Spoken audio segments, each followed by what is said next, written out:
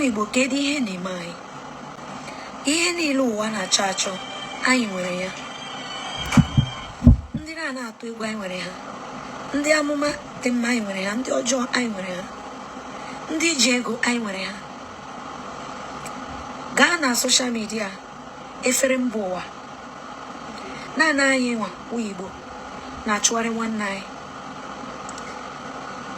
Last week ka m gwara gị na m hụrụ ebe egburu Ebuka obi ebubo, drag waya, mechaa kpọrọ ya ka na-etinye n'ụlọ nga n'ihe na onwe ihe o mere mana ọwa ebubo. Maka gịnị? Onye Igbo anyị pụtara were ego na sponsọ ndị mmadụ ka emegide ya. Mana asị na m na-echesi cloud ana obi ụtọ mbụ na Ebuka obi ahụla the same thing. Anọ m na-akpọ gị nke ọjọọ kama anọ m na-asị ka m jụtụ gị ajụjụ. Nwanne anyị nwoke Jpac okwu anyị ọnụ. Ọ bụrụ na m nwere obi ọjọọ tishiri m obi ọjọọ, ị gara ịnọ taa ka akụkọ niile na-akọ. Anaghị eme ya eji m connection. N'ime ụwa anyị na o nwere ndị ha na Chineke na-ekwu okwu, nwere ndị ha kwucha with Chineke ha ekwuo with nature. Enweghị ihe m mere gị mana ị gbara m mgba, unu kpọcha m fon si na m na-emebiri unu ihe n'unu mana m real, but na ọ bụ na ime ihe a na m ga-eme ka grupu unu gharazi na-enweta ndị mmadụ na unu ga-eme m ihe kwụtọọ m ka m ghara imebiri unu ihe. Mana o teghị aka enweghị ụdị ebubo na Igbo m on social media. The reason why m ji gba nkịtị bụ maka gịnị? Ahụka m ụmụnne m n'anya and Chineke dunyere m n'ụwa ka m bịa sọpụta ụmụnne m, ọ bụrụ ka m gbuo ha. 2006 ka Chineke gwara m na onye dịka Nnamdi Kanu ga-eme exist. Mgbe ahụ abụ m obere nwa too much. A na-eko m n'aka, ngozi ọma na-ebu m na shoulder, ọ edose tebụl kugoro m ka people na-ahụ onye na-ekwu okwu. Mana ihe mere m ji tinye gị bụ Jpac okwu anyị ọnụ. Iso na the light enwe n'ala Igbo. Enweghị gọọmenti person na-eru nso, onwe nke na-eme abịa connection iji ya. Mana gịnị mere connection gị niile wu ka ị were megide ụmụnne gị? Connection gị niile wu ka ị were gbaa ụmụnne gị mgba. The first time m hụrụ gị ebe gara Zion ministry, mụnwa bụ mma agha mere gị 9 vigil. Ọdọni nọ na-ebu m agha mana emere m gị 9 vigil 7 days si ka Chineke wegotukwa gị fa. Maka gịnị? Ịpụtara kwuo okwu ọma maka Ebuka obi. Mana immediately m kpechara gị ekpere a, Chineke gwa m sị na ị na gị ibitreyi nwanne gị nwoke Ebuka. E nwere mmụọ a na-akpọ Prince of Persia, Jpac. I love you as a normal person. Onwe ihe m bụ obi ebe ị nọ. Abụrụ na Chineke ejide m otu o si jide m, eburu type m na nwoke. Ana m achọ nwoke nwere afọ ukwu. Ana m achọ nwoke buru ibu because ha anaghị aha ka ahụ brain ha anaghị aha ka ahụ ha. Iji contract, iji connection, iri juru afọ mana brain gị eriju afọ, obi gị eriju afọ. Jpac eji m okwu oyibo na-ekwu okwu a maka gịnị? Achọ m ire gị. Anyị nwa anya anyị. Ebuka buru amụma na aga erilizi Nnamdi. Mụnwa bụ mma agha buo amụma Chineke si m buo na aga erilizi Nnamdi. Emechara release Nnamdi si alawa gwa ya ego la ga-enye. Nnamdi si na ya promise ụmụ Igbo na ya ga-ebitere ha, na ya ga-eshi na nga pụta unless enyere ya flag Biafra. Ugbu a now iwepụtala video Ebuka ibuwe ya agha. Ọ dị mma? Ọ dị mma? O nwetụla onye Yoruba pastor ma onye Yoruba dibia ma onye Yoruba Hausa ma onye Hausa pastor ma onye Hausa dibia pụtara na Facebook ma comedian ha na-ebuso onwe ha? Even comedian ha hụrụ onwe ha karịa onye ọbụla. At times ọ na-adị m ka ọ bụrụ na m nwe onye ugwu ma onye Yoruba, maka ihe m na-ahụ n'obodo anyị na-eju m anya. Ọwụ ụmụ Igbo mmadụ atọ wepụtara ego na sponsor ka eji chie Nnamdi ka ọ ghara ịlọta. Mana achọghị m ikwu okwu because nkwu okwu bụ me aghọla bitere ya ka dem. Aga m ereli nwanne m. werela Ken nwanne anyị gbuo. Anyị were Joseph ree. Ugbu a na oge na-adịghị anya nwunye Potifa ga-ebo ya ebubo mụ Joseph na prison. Oge shikwebe ahụ ya ọ ga-abụrụ ya aha. Anyị na-atụ egwu ka ọ ghara ịbụ. Egwu a na-atụ m, but ihe na-atụ m egwu bụ maka ndị na-aga ịbata from Bandri Burkina Faso. Ha karịrị Osama bin Laden ike. A ga-emecha na-arịọ ha saa ka ihe unu chọrọ ka enye ya unu. Ka ihe unu chọrọ ka enye ya unu. Ha ga-ekwe ihe ha chọrọ. Ha gakwa ha ekpochapụ ndị ha chọrọ ikpochapụ. Ọ ya wụ ụjọ. Ama m ọtụtụ ndị wu gọvanọ today. Chineke jiri aka enye m aha ha si m kpere ha ekpere. N'aka ha wụrụ gọvanọ. Ekpere m ekpere ha wụrụ gọvanọ. Ọ bụrụ na m kwuo ya ga-ekpọpụ m ebe ọ chụwa m ka igbo. Igbuchakwa m ihe ga-eme. Ihe na-aga eme aga eme. Na 2014 ọmụnwa bụ that small girl akpọtara na ebe a na-akpọ Rivers State. Ma lọja na Safari Hotel na Room Okoro. Family Nwike bịakwute m sị m na ọ bụrụ na m mee ka Nwike wụrụ gọvanọ na ha ga-enye m ego. Asị m ha enyela m ego. N'ọkwa Nwike okwu Igbo ha sị sa n'onye Igbo anyị na m ga-ekpe ekpere na m enweghị hit na madaba na mmiri na aha m wụ ịnyam. Ịnyam pụtara ocean. Ewepụtara m onwe m taa ezigbo ahụhụ.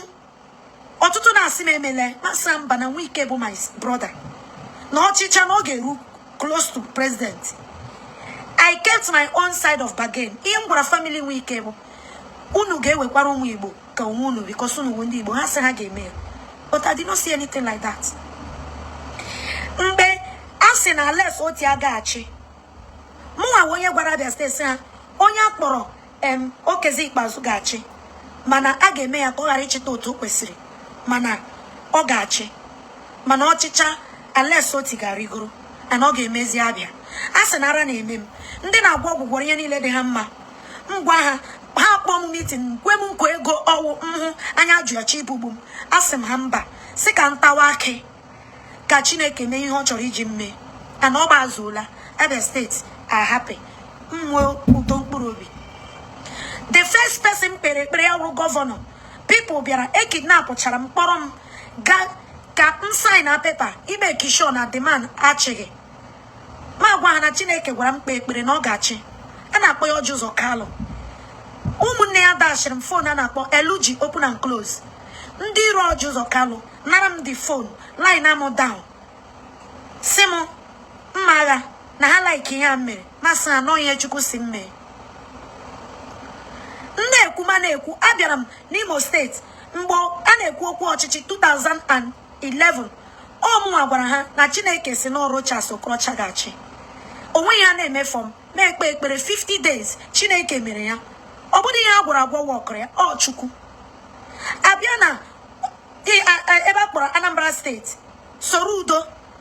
Ama m ndị chọrọ m nụ bịa n'Ọnụcha ka ha hụ m ka soro udo ghara ịchị. Masa asọnga Chineke agwala m kpee ekpere na ọ ya ga-achị. Anọ m na-agbụkwa efu na-agarị Ọnụcha niile. Ị ga na Facebook a ị ga-ahụ ebe m yi green cloth kpara m n'ahụ agbamụkwa efu na ọgba free market. Ụtaka m na-agbari na the whole Anambra steeti ịhụ na soro udo rigoro. Chineke mezuru ya. Chineke si na Peter Obi ga-achị na ọwụ onye Yoruba. Everybody si na Peter Obi emere m ekpere 100 days maka okwu Chineke ga-eguzoshi ike. Ọ gbara ka o si gba ya mechabụrụ onye Yoruba na-achị. Adịghị m against anybody. Abịa na kesi Nnamdi Kanu ọ bụrụ na ọ dịrị m izi ama sị ka akpọrọ m tinye na prison but ha ga-ekwe anabata m. Agara m sị ka e were m tinye na prison ebe Nnamdi nọ akpọpụta ya ya alawa. Ọwụ the kind of sacrifice m wepụtara inye ụmụ Igbo. Jpac iso na one of the people i nweghị enough money but iso na ndị na-ahụ billions na millions anya. I were phone na mee call ihe na-akwa emume a na-eme mana kama ntị ị ga-eji position a kpọọ ndị nwere ego ịma na n'olu gị ka emezi Igbo unu pụọ n'obodo ọzọ na-arụ elu na-arụ ala unu na-ebu onwe unu agha. Onye buru onwe ya agha o nwere uru ọ bara. Ebuka Obi ọ bụ ya bụ problem. Ihe anyị edere in Santum Santorio na Nnamdi agafecha ya eweta anyị chọrọ onye akpọrọ Mandela agabiga ya. Ugbu a na unu na-achọkwa unu kwatuo Ebuka Obi. Ebia na na the whole Alibo. Mbako number one prophet when I'm more. Half of one annual for a no to those na Alibo. 1 year go keep Nibeakaya. Mbako number one. He also madume on Baka G the gate, the key gate of territory of Alibo Nile as a prophet. Manihunu mabibu yaga. Agramenu gugwa unu na plan kidnap Mbaka. Chineke sure kidnap like if not unu kidnap oya. Ndi roge nwe zeal and freedom ebate Enugu. May life unu miserable. Menya 1 month say na aga kidnap Mbaka. Hansi na muna Mbaka na akpa. Ahutu bekwa Mbaka anya since amurum. Agalam na adoration mana eji manya mu ya. Ha bomi ha burum. Nde pastor niile no n'Enugu bi ekum ihe. Size na muna Mbaka na ehi masara Chineke aka. Oru 1 month ha agafe e kidnap Mbaka ebe nka nsogbu Enugu steeti bido.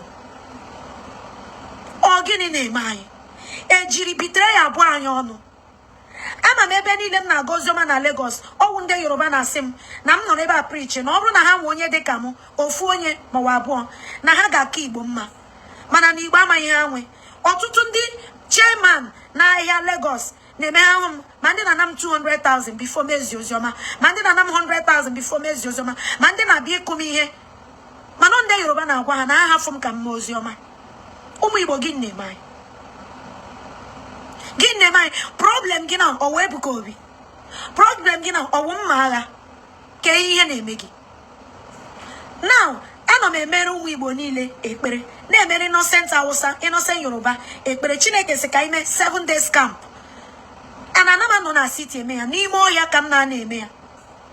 N'ime ọhịa ka m na-eme ekpere a. Ebidoro m from the age of 5. Ihe a 28 years. Awụ m onye abịrịba. Ụbọchị ahụ mụrụ m, nne na nna m sị na aha m wụ Ịnyang. Mami Yang. Akwa Ibom people know the meaning of Mami Yang. Kushiri, oh, to my family, my mother, 16 children. Ebucha hanile. Abiamuta nketom. Amuta nketom, emuzi wana raziaho. My family, arewaze Chineke mwa. Until ndi che obodai, ndi eze, na amuchala no. Habiazie family mozi. Senaga amuta, eze, abreba. Na hayawu iya no ojo. No, my mother ga-amụ ya. Na ndị ga-edukwa ya abịa, ga-edu ya abịa, na ha duru ya abịa, na ha dulatacha na ha ala. My mother mechara dị ime m. Ebu afọ ime m 3 years and 6 months, maka ndị iro si na-aga amụ m. Ebu afọ ime m 3 years and 6 months. Ana amụrụ m dịka ejima atọ. Dada amụrụ m ka abụọ nwụrụ laghachi ebe ha si. Ma nọrọ, maka abụọ ahụ bụ ndị dum bịa. Ekwesị m ịbụ onye chọọchị na-egwu Bible. Mana dida amụrụ my father Jim ga sow ya seed na church. Na the apostolic offering boss ka Jim tie Chineke were eze m na-arụ ọrụ. My dear, I am working with God or with man. Kesi Maazị Nnamdi Kanu. My dear, agwara m gị na Chineke si na revolution ga rise, the first one. Second one, a ga-akọnyo ya. Third one, oge shina protest baa na revolution. Amadi m na TV Joshua ziri ụdị ozi ahụ. Oh, ugbu a ka m na-ahụ ya. Ahụ complete this thing ya. Mana Chineke adịrị atụ achị. And all that revolution. Na ihe so ya n'azụ. A ga-ahụ ebe prison gbawara. A ga-ahụ ebe akụwara prison. Police ga-eyipụ efe, amị ga-eyipụ efe. Ndị ọchịchị ga-agbafushi. Even Nnamdi otu ọ ga-eji pụta ma mụ ma gị onwe onye manụ. But ihe mma bụ ahụ m ebe ọ pụtara. Because Chukwu edewo ya already. Mana ekpere m na-ekpe ewo ka ndị aka ha dụcha Chukwu chebe ha. Ke ihe na nyasara m iwe since kesi Nnamdi pụtara enweghị ndị eze ọ gara ahụ eze na-akpọbe m threat my life. Ọ gara ahụ ndị na-ahụbe m n'ụzọ kwụsị m ka ha kpọọ m ihe. Even ọtụtụ ebe m na-eme ozi ọma m kwutaghala okwu ka ekpere Nnamdi ekpere ndị ga-abịa ikwu m ihe ga-akarịrị akarị. O nwela ozi m ziri gị ya ghara ime, o nwetụla amụma m buru gị si gị Chineke si ya ghara ime. Ọtụtụ na-abịa sị ka enye m ego.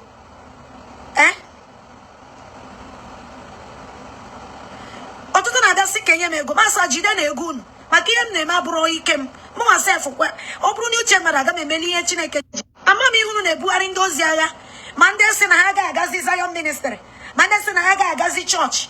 My dear, may ị gazi Zion ministry, God is still God. May ị gazi church, God is still God. Even arụsị obi na-aga ikpere ebe nke ọka dọjọ. I was born as a traditional ruler. Amụrụ m dịka a goddess. I was born as a goddess. My family, obodom niile, ndabreba niile, ihe mamu as a goddess. Because the day I was born, scrap, snail, fish, and men and women, they rub powder, they carry a basin, a calabash of cowries, a calabash filled with cowries, different currency. They carry different food. They say my name is Enyang. Akpanawana Pankorwa. I was born to rule as a goddess in Akwa Ibom, a place called Ena, and also Abreba, and also to be a blessing to the Holy Igbo. But because my father used me and sowed seed, and I am comfortable in serving the living God, I am comfortable in being a real child of God. Do you think God will allow me to deceive you? Why are you fighting innocent ministers? The only prophets and pastors that encourage me are Hausa pastors, Yoruba pastors. Our Igbo people, they always call me to threaten me, even yesterday night. If you check, you will see the video I made. So many enough to be my fathers. They called me on phone. They started doing as if we are doing competition. Nnamagha, the message you are giving, are you trying to say that war will start? Master, don't push me. Don't force words on my mouth. They started shouting, do you think you are more spiritual than me? Do you think you are more powerful than me? From our Igbo people. I fight him. You have to pray. If it's the revolution that I saw, that will make everybody to carry their shoe and start running, it must come to pass. Prayer cannot avert it. Many of you, why can't I avert all the prophecy? Why didn't you avert the prophecy that God gave that he would destroy Sodom and Gomorrah? Why didn't you avert the prophecy that God gave and say he would destroy Egypt and make the king of Egypt to go on his knees and bow with shame? Why didn't you avert the prophecy concerning Ahab and Elijah? Why didn't you avert the prophecy concerning Pharaoh and Moses? Moses was a murderer, but God chose him. Moses was not pushed by the riches of Pharaoh. Moses did not mind the insult they were giving him, calling him a Hebrew, calling him an Israel person that came to claim a prince. But he was in the palace and still defend his people. Is only Umuibo. Now Umuibo ne buonwe hala. My dear Anjika Kanya Anya Merie. Mana basasia anya da buaria chonya ige blemu mbano na ekwu okwu iga Abuja apụtara m were egu gwa gị na aga tukpu dike dere mba na nga icheke egwu ahụ in black and pink na aga tukpu ya na nga na asị na Igbo enwere ọnụ na ihe nwere be ego ga alasasị anya enwe mmadụ ọtụtụ si na mmechi ọnụ m maka amamihe m hụrụ ọtụtụ nọrọ n'ebe a na-ajụ m kwa njikwa okwu amasị ha maka gị ị chọrọ ịga mee ka nwanne gị pụta iwere onye Yoruba dose n'ihu iwere onye Hausa dose n'ihu ịkwụrụ n'azụ ana mgbe gị na ha ga-eso ha ga-achọ ka ịgwa ha eziokwu ịbịa gị chiri eriri afọ anyị niile were ihe niile zoro ezo chie ha n'aka ọ dị mfe gị gwa ha ihe mere anyị ji bụrụ ndị Igbo. Gịnị mere gị gịnị uche gị niile na nwụna n'ebe ụmụnne gị nọ inwe ego elu nwaala gị were ya gaa na mba n'ebe agha ma obodo ha ya ghọọ paradise ibi ụlọ ịkwụ ụgwọ ka egbuoro gị nwanne gị ịkwụ ụgwọ n'ala Igbo na chi wepụ ndụ m n'ike ka ihe m mere na m na-agụgharị egwu na merod ha na merod unu achọrọ ịsọpọtị m naanị ndị Chineke metụrụ aka obi na sọpọtị m even onwe ebubu na na-ebo nwelu unu makwa na m dị genuine.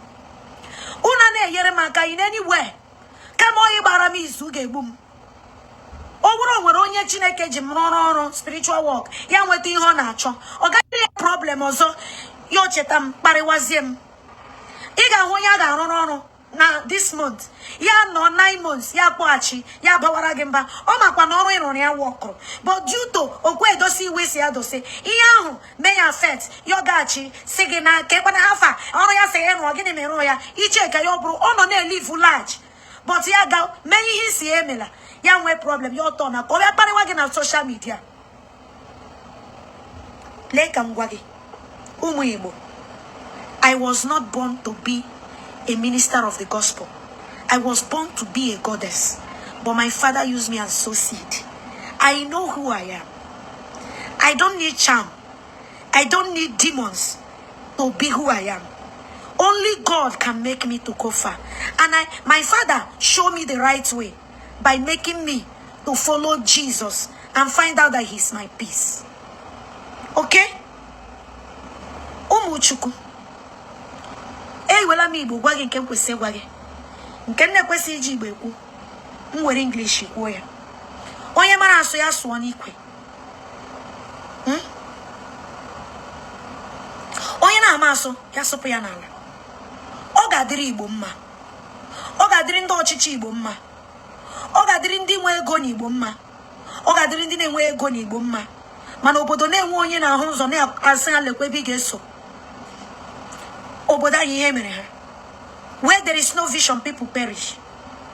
Chineke na-eso. Ọ gaghị ekwu ihe na-eme m. Ọ gakwa na-ekwu ihe na-eme Igbo. Ṅaanụ ntị. Hụrịta na onwe unu n'anya. Hụrịta na onwe unu n'anya.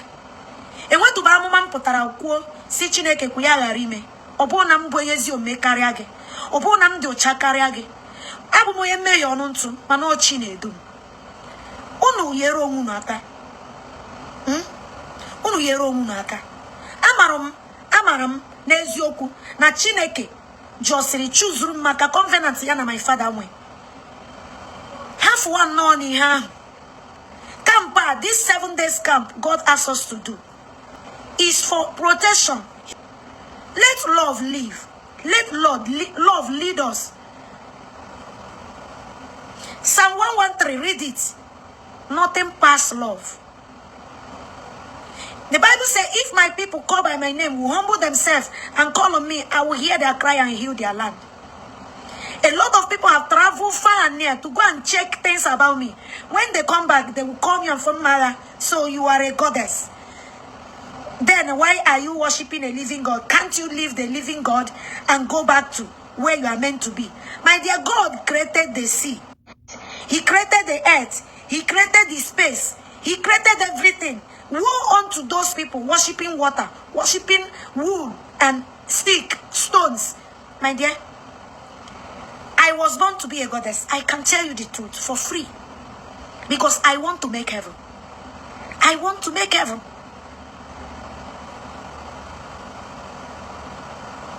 I want to make heaven. So whether you believe it or not, that is your business. In this page, if you are here to be causing problem, I will personally block you. It's God that is bringing followers to this page. It's God that is bringing followers to this page. Not be human being. Stop fighting yourself. Stop fighting yourself. Jesus is the way, the truth, and the life. Jesus is Lord. My dear, God can arrest anybody. God can use anybody. God can make a thief to be his servant. God can make a prostitute to be his servant. God can make Satan to change tomorrow. There is nothing impossible for God to do. God used the fish inside the sea to make Jonah to go and fulfill his destiny. That is shows that God can use anything inside the ocean to glorify his holy name. My dear, I know who I am. If you like, be calling me names. It doesn't mean anything. I have chosen my path. Because the path my father showed me before he died is the best path.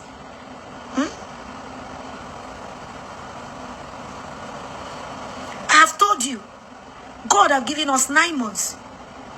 And this 1 month is down. The next one that remains is 8 months. And there is nothing that can change what God have said. May God protect and guide you. I wish you heaven at last in Jesus' name. Because Jesus is the way. Jesus is the only way. Jesus is the only truth. Jesus is the only life. If you like, be deceiving people. Maybe because your business lied to you, you will start deceiving people. Because you are funny, doing all sort of evil in the church. You don't want to focus on God. And you pray God did not answer because you were looking dirty. Because of that, you decided to drop Bible or to tear it. Or you started saying that God is scam or Jesus is scam. The Bible says only fools say there is no God. Read Acts of the Apostles chapter 9 from verse 1 to down. If God can arrest Saul and make him Paul, how many powers you think you possess that can make God? It's just that he have not remembered you. If he remember you, you will know that you are a noise maker. God bless you in Jesus' name. Amen. My phone number is 08101451796. Another one, 08101451796. 08101451796. My WhatsApp number 08140195771. My WhatsApp number 08140195771. My dear, if you are in Imo State, on 26th morning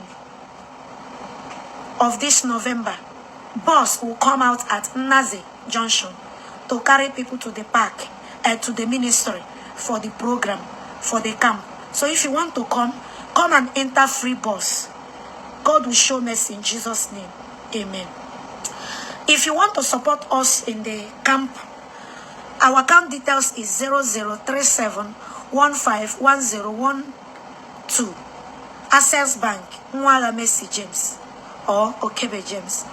0037151012. Access Bank, Nnamdi Mercy James or Okebe James. 0037151012. Access Bank, Nnamdi Mercy James or Okebe James. My dear, I'm going to preach this morning in Relief Market. That is where God sent me to go and preach this morning, in Relief Market. That is where I'm going now. So after preaching, I will go back to the forest where I came from. I am just a messenger. God bless you in Jesus' name. Amen.